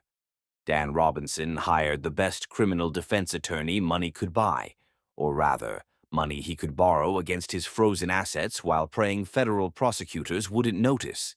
Marcus Fitzgerald had never lost a white-collar case in 30 years of practice, commanded fees of $10,000 per hour, and had a reputation among New York's criminal elite as the man who could make miracles happen. He took one look at Dan's case file and said, "You're fucked, Dan." Completely, utterly, spectacularly fucked. That's what I'm paying you $10 million to unfuck. $10 million doesn't buy miracles. It buys competent representation as you negotiate the best possible deal for your inevitable conviction. Fitzgerald lifted a stack of folders that looked like the Encyclopedia Britannica. They have recordings of you admitting to tax evasion. They have financial records showing systematic embezzlement of $847 million. They have testimony from 73 co-conspirators who've already pleaded guilty, all of whom are lying to save themselves. All of whom have corroborating evidence that matches the FBI's financial forensics down to the penny. Dan, your wife, Special Agent Turner, spent 5 years building this case. She has everything. Dan slammed his fist on the conference table, sending expensive pens scattering. She's not an FBI agent. She's my dead wife who committed fraud by faking her own death. Actually, Fitzgerald opened another file, she's been a federal agent since 2 months after your son was born. The FBI recruited her specifically to investigate you. He showed Dan an official document with government seals and signatures. Special Agent Alyssa Turner, Financial Crimes Division. Her undercover work on Operation Robinson Reckoning has been approved at the highest levels of the Justice Department. Dan's world tilted like a carnival ride. Operation Robinson Reckoning? That's what they called their 5-year investigation into your criminal enterprise. Cute, right? Very Hollywood. The FBI loves their dramatic code names. This is insane. I want to fight this. Dan, listen to me very carefully. If you go to trial with this evidence, you're looking at 65 years in federal prison. The government is offering you a plea deal, 25 years in exchange for full cooperation and complete asset forfeiture. 25 years. It's a gift wrapped in a bow and tied with a ribbon. Take it, Dan. Take it and thank whatever God you pray to that they're being merciful. Dan stood up, pacing to the window overlooking Manhattan, the city he'd once believed he ruled, now looking down at him like a disappointed parent. I want custody of my son. Fitzgerald nearly choked on his coffee. I'm sorry, what now? David, I want joint custody. It's my parental right. Dan, you're a federal criminal who told your pregnant wife to abort your child and then pretended they were both dead for 5 years. You have about as many parental rights as a rabid wolverine. I'm still his biological father. I have constitutional rights. You're a domestic abuser who threatened the life of an unborn child. The Constitution doesn't protect monsters, Dan. But Dan was already formulating his strategy. If he couldn't win on the criminal charges, maybe he could destroy Alyssa's perfect new life by taking what mattered most to her. Maybe he could force her into a position where she'd have to negotiate, compromise, show mercy. Maybe he still had one card to play. File the custody petition. Today. Dan, this is legal suicide. File it. I'm not going to prison for 65 years while she gets to play happy family with my son. Your son doesn't know you exist, Dan. Your son calls another man Daddy and has been raised to believe you're dangerous. Then it's time he learned the truth about his real father. 3 days later, the custody petition hit the media like a nuclear bomb. Billionaire felon seeks custody of son. He wanted dead, screamed the New York Post headline, accompanied by side-by-side photos of Dan in handcuffs and David waving at his mother's FBI awards ceremony. The public reaction was immediate, brutal, and overwhelming. Protesters gathered outside Dan's penthouse with signs reading "Child Abandoner" and "Deadbeat Daddy." Death threats flooded his voicemail from parents across America who saw his custody claim as the ultimate act of narcissistic cruelty. Even his own lawyer received angry calls from colleagues questioning his ethical standards for representing such a case. But Dan felt like he was fighting back for the first time in months instead of just absorbing punishment. The feeling lasted exactly 18 hours. Dan. Alyssa's voice on his phone was calm, almost amused, the tone of a chess master who'd just been handed an unexpected victory. I heard about your custody petition. It's my right as his biological father. Actually, it's not, but I'm glad you filed it, because now I can show the world exactly what kind of father you really were. The next morning, Dan woke to find his legal strategy in ruins and his public image destroyed beyond repair. Security footage from their penthouse building, carefully archived by Alyssa during their marriage, showed Dan shoving his 7 months pregnant wife during an argument. Medical records from Manhattan General Hospital documented injuries consistent with domestic violence and noted that patient expressed fear of spouse. Hospital recordings captured Dan telling doctors he didn't give a damn if Alyssa or the baby survived her complications. But the most devastating evidence came from an unexpected source: Dan's own mother. Eleanor Robinson, now 75 and legally sharp despite her age, filed an affidavit with the family court that systematically destroyed any chance Dan had of winning custody or retaining a shred of human dignity. My son Daniel Robinson told me and other family members that his wife and child had died in childbirth, the affidavit read in clinical, devastating detail. He showed no grief at their supposed deaths and actively discouraged us from holding memorial services or creating any remembrance. When I suggested we plant a memorial garden for Alyssa and the baby, he told me to let the dead stay dead and never speak of them again. When I expressed sadness at losing a daughter-in-law and grandson, he said I should be grateful because they would have been burdens on the family reputation.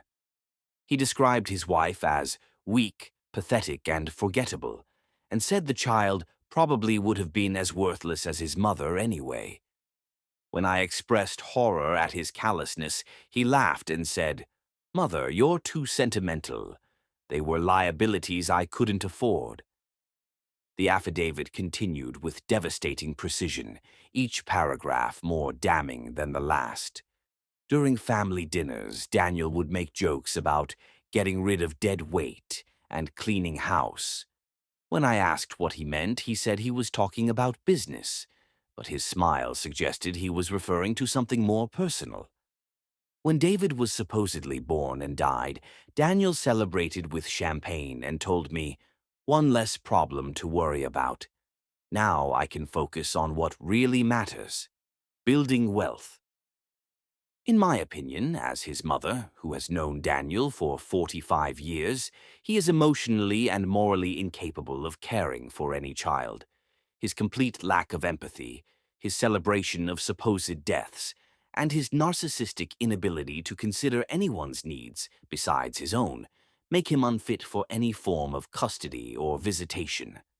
I have now met my grandson, David, who is a remarkable, kind, and intelligent child who has been raised with love and security by his mother.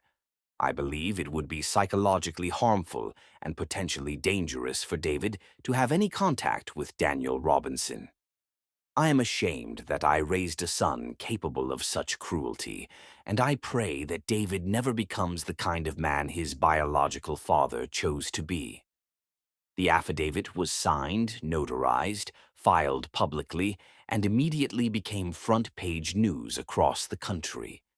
Dan's own mother, the woman who had loved him unconditionally for 45 years, had just testified that he was unfit to be around children. Dan called Eleanor immediately, his voice shaking with rage and desperation. "How could you do this to me? I'm your son." "No," Eleanor's voice was steady as steel. "My son died the night he threw away his pregnant wife and celebrated what he thought was his child's death. You're just a stranger wearing his face. I'm fighting for my child. You're fighting to hurt Alyssa, and you're willing to traumatize an innocent 5-year-old to do it. That's exactly why you should never be alone with that boy. He's my son, my blood. Biology isn't fatherhood, Daniel. Braxton Whitfield has been more of a father to David in 6 months than you've been in his entire life.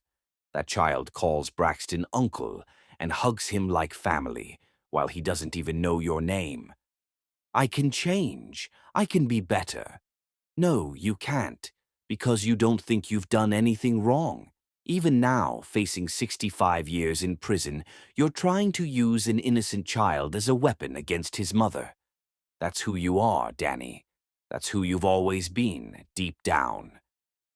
When the custody hearing arrived 2 weeks later, the courtroom was packed with reporters, child advocates, and members of the public who had followed the case obsessively. Dan sat alone at the defendant's table while Alyssa was surrounded by FBI agents, family lawyers, child psychologists, and domestic violence advocates. The Honorable Patricia Williams had clearly read every document in the case, and her expression suggested she was personally offended by Dan's petition. "Mr. Robinson," she began with judicial ice in her voice, "your petition for custody is not only denied, but I am issuing a comprehensive restraining order. You are prohibited from contacting David Turner Robinson directly or indirectly, from approaching his school or residence, from making any future custody claims, and from attempting any form of communication with the child. Your Honor, I have constitutional parental rights." "Mr. Robinson, you forfeited those rights when you abandoned your pregnant wife, told everyone your child was dead, and showed celebration rather than grief at his supposed death. The evidence shows you pose a clear and present danger to the child's emotional, psychological, and potentially physical well-being," Judge Williams continued, her voice growing stronger. "Your attempt to gain custody while facing federal charges for financial crimes appears to be motivated not by paternal love, but by a desire to inflict further psychological harm on the child's mother. This court will not allow a child to be weaponized in your vendetta. Furthermore, the testimony from your own mother indicates a pattern of psychological cruelty and emotional abuse that makes you fundamentally unsuited for any contact with children. The restraining order is permanent and non-negotiable. If you violate it in any way, if you attempt to contact this child, approach him, send him letters, gifts, or messages through third parties, you will face additional federal charges for stalking and harassment. Your Honor, please. Mr. Robinson, fatherhood requires love, sacrifice, empathy, and the ability to put a child's needs above your own desires. You have demonstrated none of these qualities. This child deserves protection from you, not exposure to you. As Dan left the courthouse, reporters shouted questions about his crushing legal defeat. But the real humiliation came that evening when David appeared on a children's news program to thank all the nice people who want to protect kids. The judge is really smart, David told the interviewer with 5-year-old confidence and clarity. She knows that real daddies don't try to hurt their kids' mommies. Real daddies protect their families. And if someone is being mean to your family, you should tell the police because they're really good at stopping mean people. But Dan's desperate custody petition had an unintended consequence that shattered Alyssa's carefully constructed world. "Mommy," David said quietly that night after watching news coverage of the custody hearing, "was that man really my daddy?" They were sitting in David's bedroom, the same room in the Robinson mansion where Dan had once slept as a child, and Alyssa felt the weight of 5 years of careful protection cracking under her son's innocent question. "Yes, sweetheart, biologically. But he didn't want me when I was in your tummy." Alyssa felt her throat close with emotion. "No, baby, he didn't." David was quiet for a long moment, processing with the serious concentration only children possess. Then, "Mommy, are you sure I'm not bad like him?" The question hit Alyssa like a physical blow. Her 5-year-old son, brilliant, kind, innocent David, was wondering if he carried his father's cruelty in his DNA. "David, you are nothing like him. You're good and sweet and kind. But what if I turn mean when I grow up? What if the bad daddy part is inside me too?" Alyssa realized with horror that her perfect revenge had come with a cost she'd never calculated. Her son was now questioning his own worth because of his biological connection to a monster. For the first time in 5 years, she wondered if destroying Dan had been worth it, if justice was worth her child's potential psychological damage. "David, listen to me very carefully," she said, pulling him close. "Being good or bad isn't about your blood, it's about your choices. Every day you choose to be kind, to help people, to care about others. That's what makes you who you are, not who your biological father is." "But Uncle Braxton says some people are just broken inside." "Uncle Braxton is right. Some people are broken. But that doesn't mean their children are broken too. You have my heart, baby. You have Uncle Braxton's love, Grandma Eleanor's wisdom, and most importantly, you have your own beautiful soul." David smiled, but Alyssa could see the seeds of doubt that Dan's custody petition had planted in her son's mind. Dan Robinson, who had tried to weaponize the legal system against his own family, had managed to inflict one final wound on the child he'd never wanted, making an innocent 5-year-old question his own worth. And somehow that felt like the cruelest victory of all. Chapter 8. The Final Pieces Fall. The cruelest revenge is not destroying what someone loves. It's taking everything they are and making it yours. The moving trucks arrived at the Robinson family mansion at dawn, just as Eleanor Robinson was having her morning coffee in the sunroom, where she'd spent 50 years watching Manhattan wake up.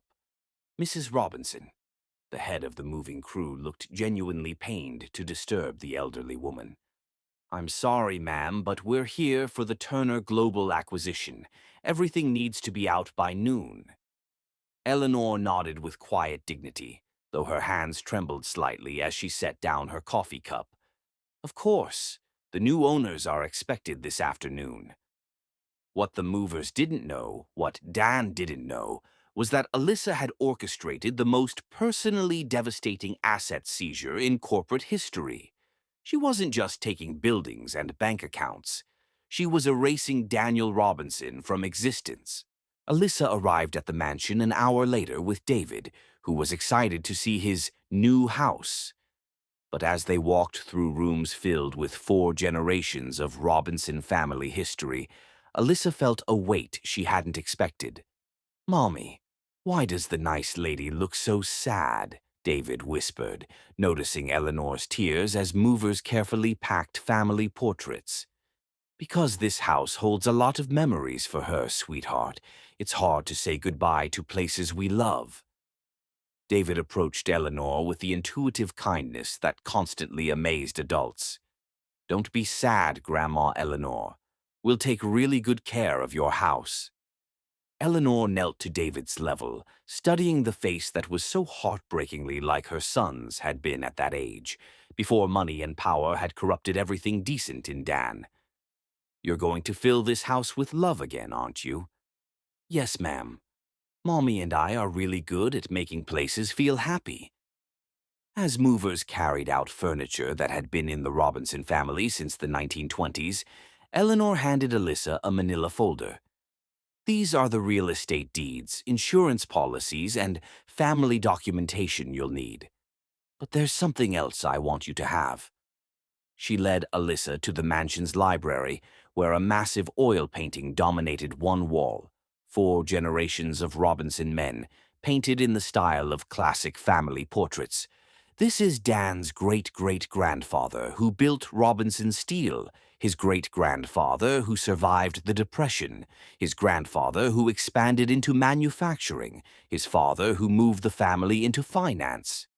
Eleanor's voice carried the weight of a century of family pride. "And there," she pointed to the most recent edition, "is Danny, painted when he turned 30, back when I still believed he'd be a good man." "Eleanor, I can't take this." "Yes, you can, because that little boy," she gestured to David, who was carefully examining a globe in the corner, "is the real Robinson heir. Danny destroyed himself, but David carries the best of our family's blood. I want this painting to hang in his room, so he knows he comes from people who built things, who survived hard times, who believed family was more important than money, even if his biological father forgot those lessons." That afternoon, while Dan sat in federal holding awaiting trial, Alyssa's legal team completed the most comprehensive asset seizure in American legal history. Turner Global now owned the Fifth Avenue mansion where Dan was born, the Hamptons estate where he'd spent every childhood summer, Robinson Steel Works, founded by his great-great-grandfather in 1924, the family cemetery plots in Westchester, where 4 generations of Robinson men were buried, the Robinson Foundation, which had funded scholarships and charitable works for 70 years, the trademark and legal rights to the Robinson family name for commercial use, Dan's childhood medical records, school transcripts, and personal documents, even the family's coat of arms and genealogical records. But Alyssa's cruelest stroke was the most personal. She had purchased Dan's father's debts from before his death: gambling obligations, failed investment loans, unpaid business expenses.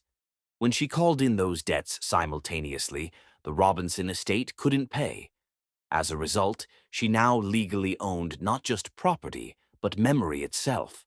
"I don't understand," Dan's lawyer, Marcus Fitzgerald, said during an emergency meeting at the federal courthouse. "How can she own your father's grave site?" "Unpaid cemetery fees," Alyssa's lawyer, Remington Blackwell, explained with professional coldness. "Mr. Robinson's father owed $47,000 in maintenance fees and memorial costs when he died. Those debts were transferred to cemetery management, then sold to a collection agency, then purchased by Turner Global.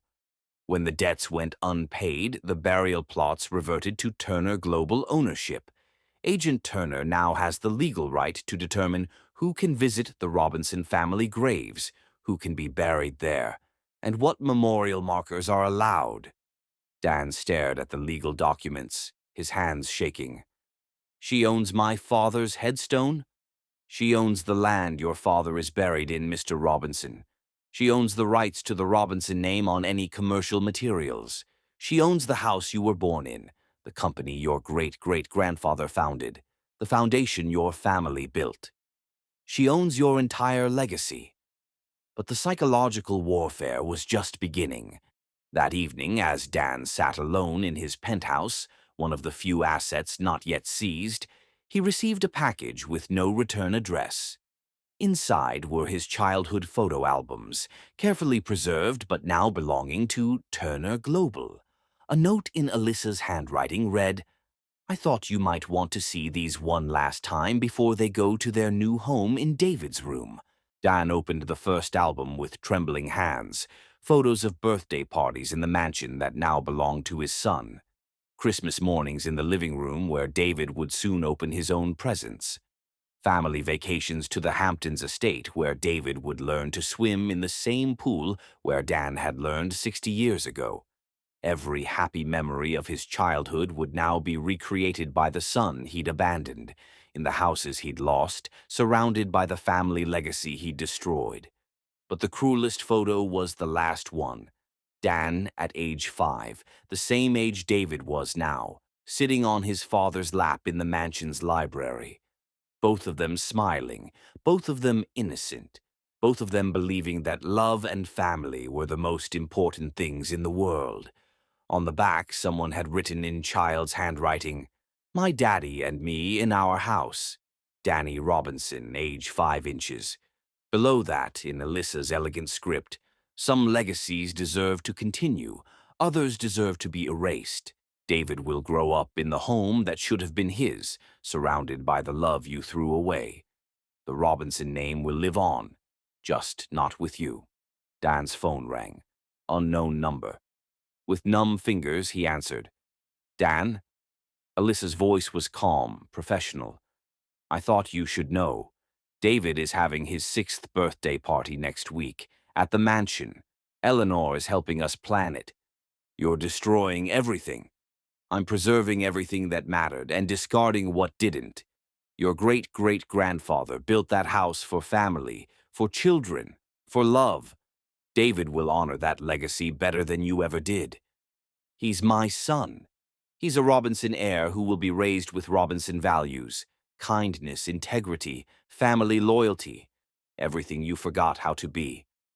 When David grows up in that house, when he plays in that garden, when he sits in that library reading the same books you read as a child, he won't be haunted by your failures.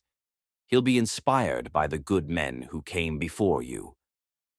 You're erasing me from my own family history. No, Dan. You erased yourself the night you threw away everything that mattered. I'm just making sure David inherits the legacy you abandoned." The line went dead, leaving Dan alone in his empty penthouse, surrounded by the ruins of an empire he'd built on the grave of his own humanity. Outside his windows, Manhattan glittered in the darkness. Somewhere in that city, in the mansion that had been his birthright, his son was falling asleep in the room that had once been his, surrounded by the love Dan had thrown away. The Robinson legacy would continue, just not with the Robinson who'd forgotten what legacy meant, and somehow that was the most perfect justice of all. Chapter 9. The Reckoning Begins. In the end, justice isn't about punishment. It's about truth being heard by those who have the power to make it matter. The federal courthouse in Lower Manhattan had never seen anything like United States vs. Daniel Robinson. Media trucks lined the streets for 6 blocks in every direction. International news crews broadcast live updates around the clock. The trial had become a global symbol of whether America's justice system could hold the ultra-wealthy accountable for their crimes. Dan Robinson sat at the defendant's table in a $15,000 suit that couldn't hide the fact that he'd aged 15 years in 15 weeks. His hands trembled constantly now, a side effect of the anxiety medication his doctor had prescribed to prevent panic attacks. His $5 million attorney, Marcus Fitzgerald, shuffled papers with the resigned air of a man preparing for execution. On the other side of the courtroom, FBI agent Alyssa Turner sat in the witness section with her 6-year-old son David on her lap. She'd been excused during opening arguments due to her status as the primary witness, but Judge Harrison had made an exception, allowing David to remain with his mother for emotional support. The boy sat quietly, coloring in a dinosaur book while his mother's testimony would determine his biological father's fate. "Ladies and gentlemen of the jury," lead prosecutor Sarah Chen began, walking toward the jury box with the confidence of someone holding a royal flush. "The defendant stands accused of systematically defrauding the American people of $847 million over 12 years. But this case is about more than financial crimes. It's about a man who destroyed everything decent in his life, his marriage, his family, his humanity, in pursuit of money and power. It's about a man who abandoned his pregnant wife and unborn child, then built an empire on the blood money of other people's suffering." Chen made eye contact with each of the 12 jurors who would decide Dan's fate. 6 men, 6 women, representing a cross-section of American society that Dan had spent his life exploiting. Over the next 3 weeks, you will hear evidence of crimes so extensive, so carefully planned, and so callously executed that they represent one of the largest financial fraud cases in federal history. You will learn how the defendant stole from pension funds, leaving elderly Americans without retirement security. How he defrauded veterans' charities, stealing money meant for wounded soldiers. How he evaded $312 million in taxes while American families struggled to pay their bills. You will also hear testimony about domestic violence, child abandonment, and a level of personal cruelty that will shock your conscience. Because Daniel Robinson didn't just steal money, he stole hope, security, and futures from hundreds of thousands of innocent people. Dan's defense attorney stood for his opening statement, looking like a man tasked with defending the indefensible. "Ladies and gentlemen, my client is not perfect. He made mistakes in his personal life, and he may have been aggressive in his business practices. But the prosecution wants you to convict Daniel Robinson not for what he did, but for who he is. The real question you must ask yourselves is this: can a man receive a fair trial when his primary accuser is his ex-wife? A woman scorned who has spent 5 years planning an elaborate revenge scheme disguised as a federal investigation." Fitzgerald gestured toward Alyssa with theatrical skepticism. "Agent Turner is not an impartial law enforcement officer. She is a woman consumed by personal hatred, willing to abuse the power of federal law enforcement to destroy the man who left her." The first 2 weeks of testimony were a systematic demolition of Dan's defense. FBI forensic accountants walked the jury through financial records that read like a masterclass in criminal fraud. They showed PowerPoint presentations with charts, graphs, and timelines that mapped out 12 years of systematic theft. The defendant used a network of 47 shell companies across 17 countries to hide stolen money, testified Special Agent Marcus Webb, the FBI's lead financial crimes investigator. Every transaction was designed to obscure the source of funds and avoid federal oversight. He stole $127 million from pension funds by claiming the money was invested in legitimate securities, then used it to buy personal assets, yachts, artwork, real estate. He defrauded military veterans' charities of $89 million by creating fake humanitarian organizations, then funneled the money into offshore accounts. He evaded $312 million in federal taxes by claiming his personal expenses as business deductions, including his wedding, his vacations, even his son's private school tuition during the brief period he acknowledged having a child. Each day brought new revelations that painted Dan as a man who had turned theft into an art form. The jury saw financial records, bank statements, email communications, and recorded phone calls that documented 12 years of criminal behavior.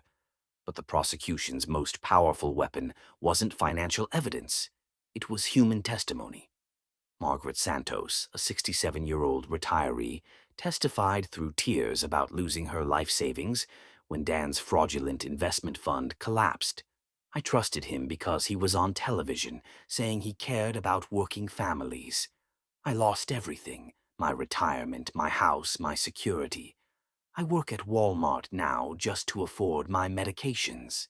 James Mitchell, a disabled veteran, described how Dan's fake charity had promised to build housing for homeless veterans, then disappeared with $12 million in donations. My brothers served their country and came home broken.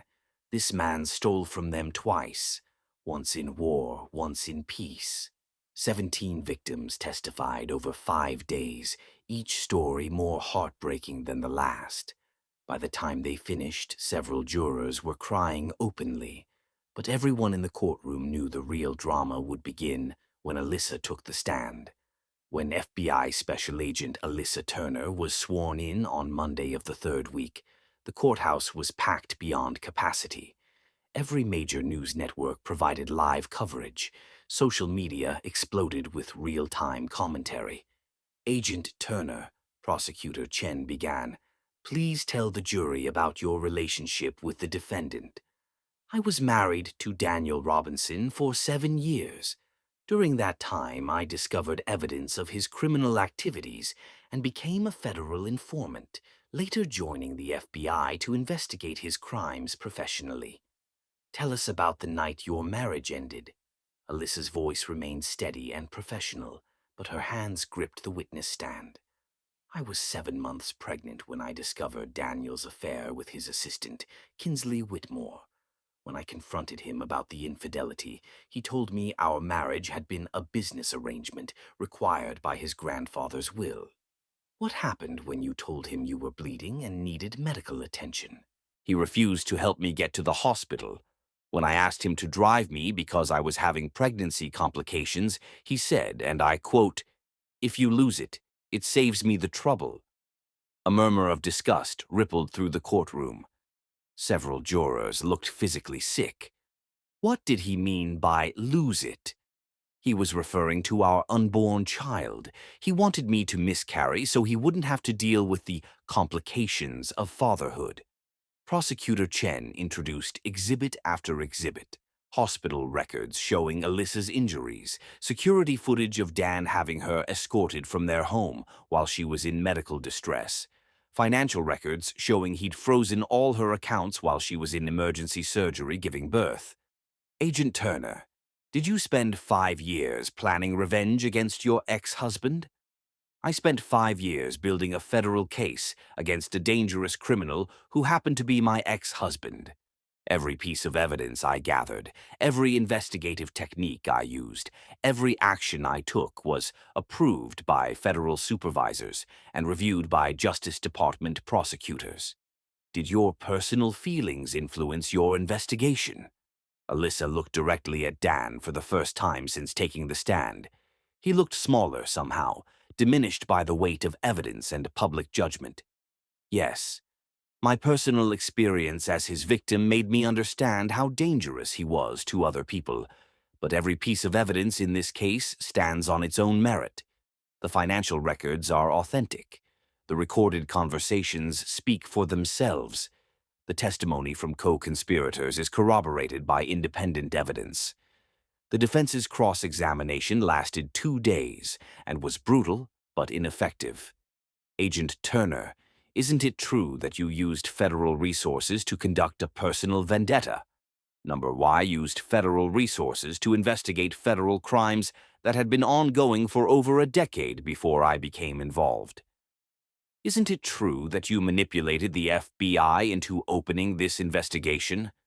The FBI opened this investigation because Daniel Robinson committed serious federal crimes affecting hundreds of thousands of victims. My personal history with him made me an effective undercover agent, nothing more. You've profited enormously from this investigation, haven't you? Your business empire is now worth billions. Turner Global is a legitimate business built with private capital after my FBI service. Every transaction has been reviewed by federal auditors. Every profit has been declared and properly taxed. Unlike the defendant, I follow the law. The defense called character witnesses, former employees, business associates, charity board members who testified to Dan's donations and community involvement, but their impact was minimal compared to the prosecution's rebuttal. The government played audio recordings, dozens of them, of Dan describing his crimes, laughing about his victims, and celebrating the supposed deaths of his wife and child. The most damaging recording had been made by Eleanor Robinson herself during one of their monthly phone calls. "Danny, I still light a candle for Alyssa and the baby every month. Mother, stop with the sentimental bullshit. I told you they were dead so you'd stop asking questions about why I threw them out. How can you talk about your wife and child that way? Because some people are burdens, Mother." Alyssa was weak, needy, pathetic, everything I needed to get rid of to build real wealth. The kid would probably have been just as useless. I did myself a favor getting rid of them. But they were your family. They were liabilities I couldn't afford. Family is a luxury for poor people, Mother. Rich people have assets and investments. When the recording ended, the courtroom was dead silent. Several jurors were openly crying. Even the court reporter had stopped typing to wipe her eyes. Dan's mother, Eleanor Robinson, took the stand as the prosecution's final witness. "Mrs. Robinson, you've known the defendant his entire life. In your opinion, is he capable of the crimes charged in this indictment?" Eleanor looked at her son with infinite sadness and spoke with quiet dignity. "The boy I raised died somewhere along the way to $38 billion. The man sitting at that table is capable of any cruelty if it serves his financial interests. Do you believe he abandoned his pregnant wife? I know he did. I know he celebrated when he thought she and the baby were dead. I know he called it cleaning house and getting rid of dead weight. Do you believe he's guilty of the financial crimes? I believe Daniel Robinson is guilty of every crime he's charged with, and probably many more that haven't been discovered yet. Money became his god, and he was willing to sacrifice anyone, including his own family, on that altar. The defense chose not to call Dan as a witness, a sure sign they knew he couldn't survive cross-examination about 12 years of recorded criminal admissions. Closing arguments were brief. The evidence spoke for itself with devastating clarity. The jury deliberated for 4 hours. When they returned, Foreman Patricia Williams stood to read the verdict that would determine Dan's fate. On the count of conspiracy to commit fraud, we find the defendant guilty. On the count of mail fraud, we find the defendant guilty. On the count of wire fraud, we find the defendant guilty. On the count of money laundering, we find the defendant guilty. On the count of tax evasion, we find the defendant guilty. Guilty, guilty, guilty. 27 separate federal felony convictions that would ensure Dan Robinson spent the rest of his life in federal prison. Dan sat motionless as his world officially ended, but his eyes never left Alyssa and David in the gallery. Judge Harrison scheduled sentencing for the following week, but everyone in the courtroom knew Dan would die behind bars. As court adjourned and federal marshals prepared to escort Dan back to jail, Alyssa gathered David in her arms and walked past the defendant's table for the last time.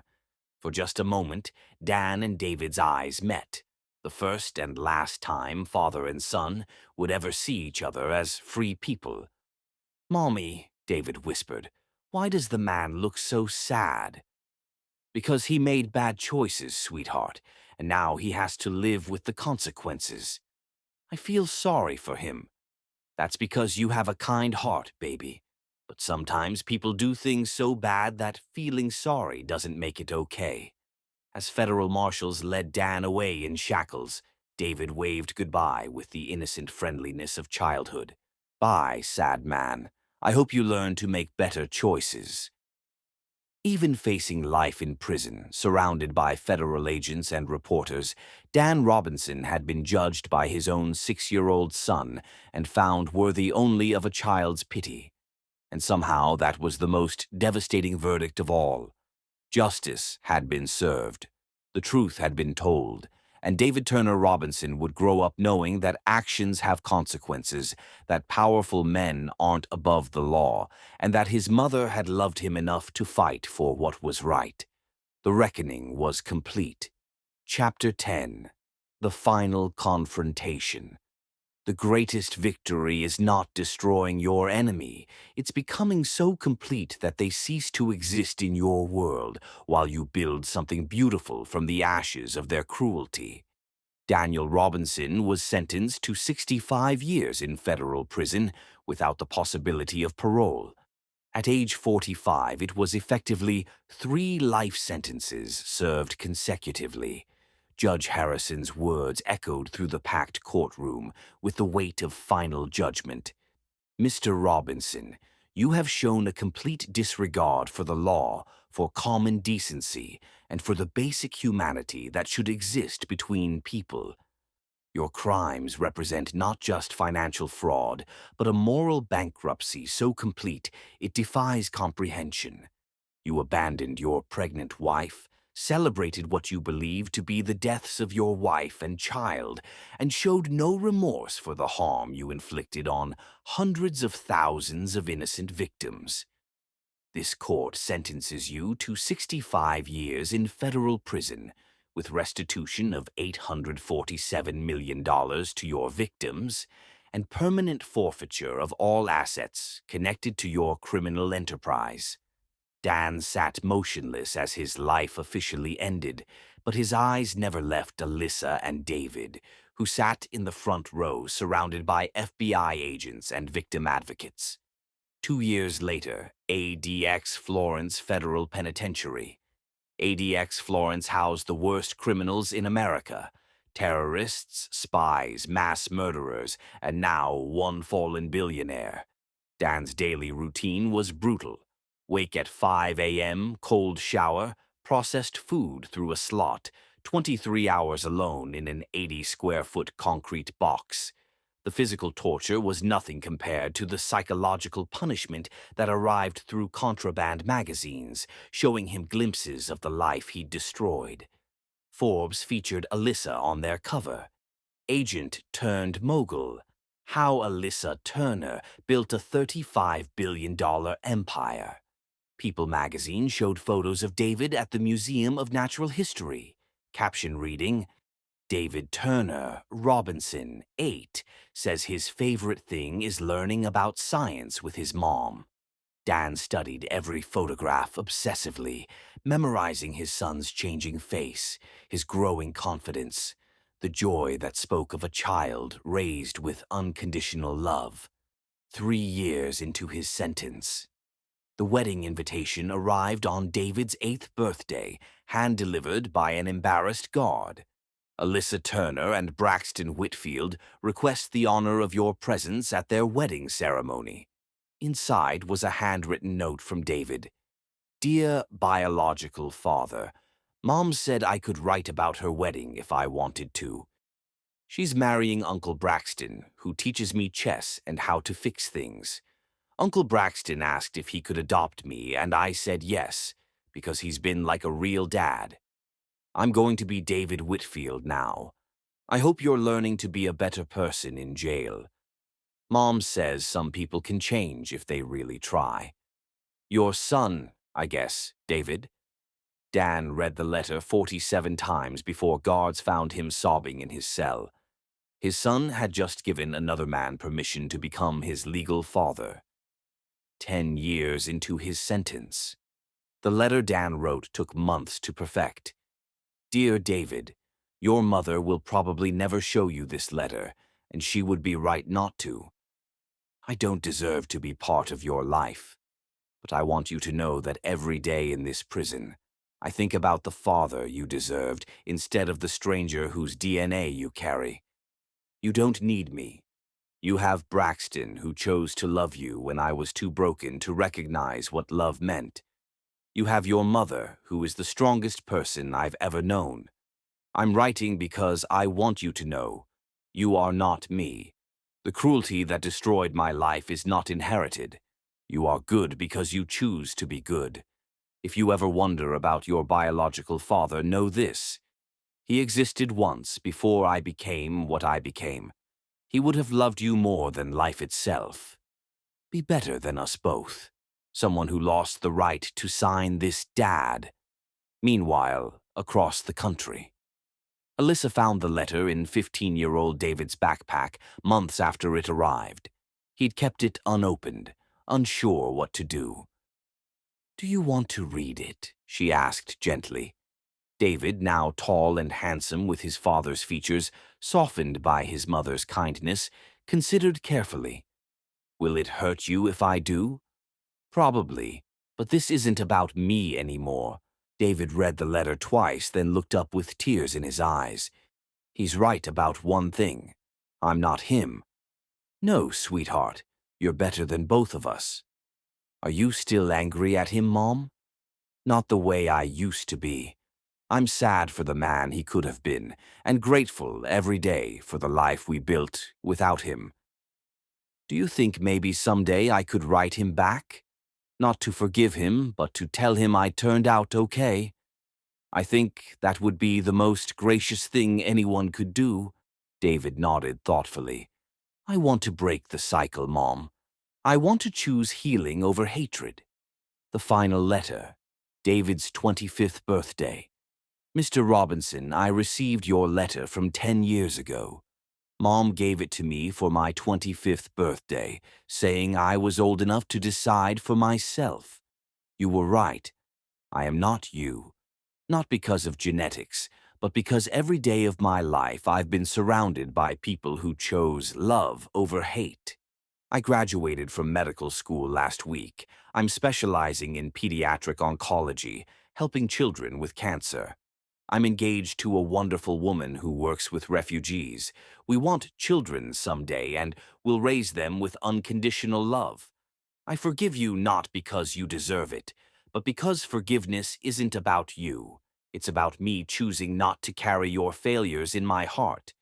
You made your choices. I've made mine. David Whitfield. I kept Robinson as my middle name, not to honor you, but to remember how far love can take someone." Dan read the letter until his eyes could no longer see the words, until his heart could no longer bear the weight of his perfect defeat. His son, the child he had wanted dead, had become a doctor who would save other people's children. The boy he'd abandoned had grown into a man who chose healing over hatred. 23 years later, Daniel Robinson died in federal prison on a Tuesday morning in March.